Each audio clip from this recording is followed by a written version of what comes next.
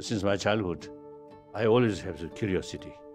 Whenever I see something come across, I always develop the question, why? Always thinking, investigate. So that, you see, brought me interest about science.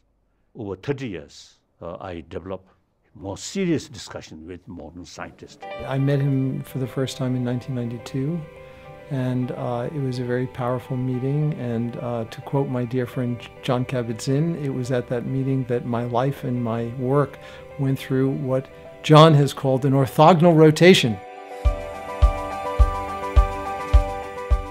The Dalai Lama was quite forceful and challenging and said that we've been using tools of modern neuroscience to study depression and anxiety and fear. Why can't we use those same tools to study kindness and compassion? That was a wake-up call. I really didn't have a good answer other than that it's hard.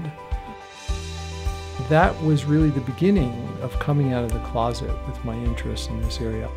I had been a closet meditator for 20 years. It was something that I just didn't talk about. This was the right kind of invitation at the right historical moment to produce a total change. But since that time, my entire life has reoriented toward this. It is really the reason I feel like I'm on the planet today, is to do this work.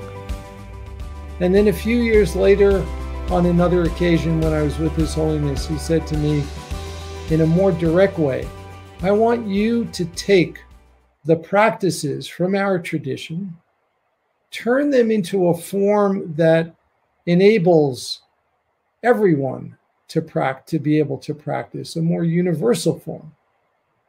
Test this with the most rigorous tools of modern science that we have. And if we find those practices and tools to be valuable, to disseminate them widely. And of course, this is my assignment for the remainder of my life today on this planet, and why we do the work that we do.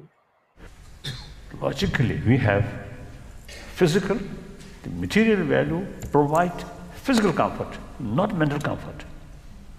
So now modern education seems to see they very much stress on the focusing the materials of the values of development.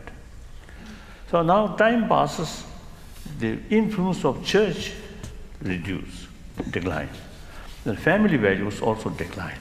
Then you say nobody take care about moral principle. Now education institutions alone have both responsibility. Taking care of brain, taking care of warm-heartedness. Now everybody knows now something lacking in education field. So education is the key factor to bring happier human society, happier world. So several times in Europe or in America, many cases, in India also, so I express these things, but at the moment you see people agree, fully agree, but nothing happened. So now I'm hoping, now time is running out. So it's some concrete sort of proposal or sort of ideas should come.